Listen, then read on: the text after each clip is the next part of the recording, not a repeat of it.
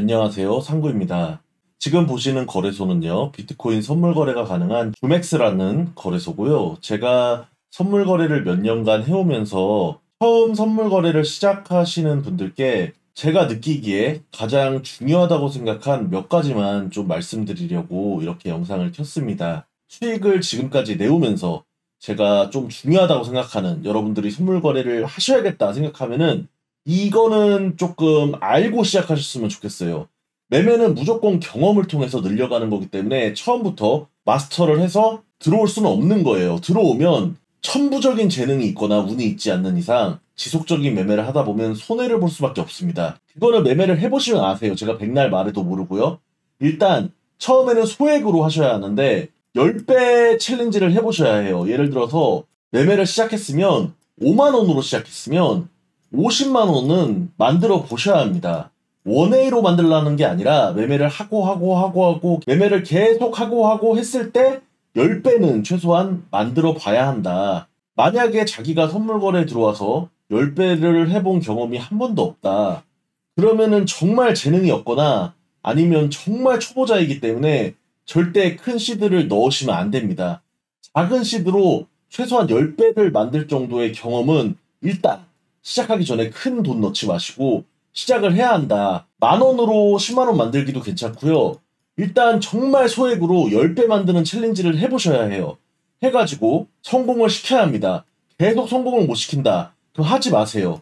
하면 안 됩니다. 그리고 만약에 난 성공을 시켰다. 그럼 1차적인 재능은 있는 걸로 1차적인 재능은 있는 겁니다. 자, 두 번째. 그 다음부터 해야 할 일은 너무 소액 가지고 하면은 어느 정도 부담이 되는 금액을 넣고 하셔야 해요. 예를 들어서 나는 이거를 날려도 상관이 없다. 이런 금액으로 하는 거랑 나는 이것을 날렸을 때 부담이 된다. 생각하는 금액을 가지고 하는 거랑 완전히 다릅니다. 그냥 같은 상황이어도 매수 들어가고 매도 들어가는 게 다르다는 거죠.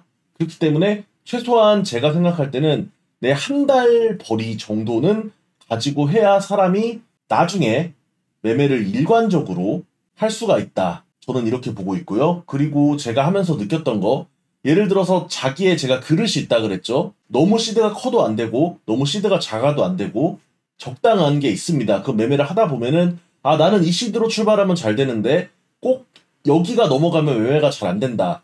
여기를 넘어가면 매매가 잘 안 된다. 그러면 거기가 저항선이 아닌가 생각을 해봐야 해요. 그러면 출금을 다시 해서 단리로 그렇게 연습을 하셔야 합니다. 선물 거래를 복리로 한다는 거는 망한다는 거예요. 선물 거래를 복리 투자로 하라는 사람 있으면 걸으세요. 선물 거래는 한 번 잘못됐을 때 청산당할 수 있기 때문에 선물 거래는 단리로, 복리가 돈을 많이 벌지만 절대 복리로 하시면 안 됩니다. 출금을 지속적으로 해야 한다. 아무리 잘해도 한 번 잘못되면 청산당한다는 게 그 의미예요. 복리로 계속 하다 그렇게 가는 거거든요. 적게 벌더라도 단리로 가야 한다. 이거는 저만의 방법인데 다른 분들도 그렇게 하실지 모르겠어요. 계속 시드를 불려 나가다가 예를 들어서 어느 순간이 왔는데 큰 손절을 저는 2번 정도 한다. 제가 생각할 때 제가 10배를 벌었어도 큰 손절이라고 생각하는 금액을 2번 한다. 그럼 저는 출금을 해버립니다. 최근에 제가 17,000불로 6만 불 만든 거 아시죠? 근데 6만 불에서 제가 5만 4천 불까지 6천 불을 2번에 걸쳐서 손절을 했었습니다. 제가 바로 출금을 해버렸죠. 3만 불인가 3만 3천 불을 출금을 했습니다.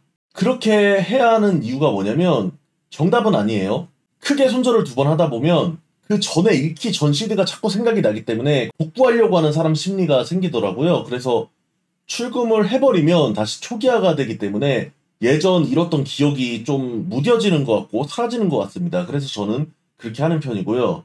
이거 말고도 뭐 여러 가지 여러분들이 매매를 하면서 얻게 되는 팁 같은 게 있겠지만 정말 이거는 제가 너무 절실하게 느꼈던 거라 여러분들께 꼭 말씀드리고 싶어요. 소액으로 10배를 해봐라. 10배를 만들면서 기능도 마스터를 하게 되고 재능이 있는지 없는지 알 수 있다. 10배 만들지 못했을 경우에 절대 부담 가는 시드를 넣지 마라. 만약 10배를 만들기를 성공을 했다면 그때부터는 약간은 부담을 가는 금액을 가지고 매매를 시작해야 한다. 잃더라도 경험을 쌓으면서 자기만의 노하우를 쌓아 나가야 합니다. 제가 말했죠. 투자 시장은 벌기만 할 수가 없다고.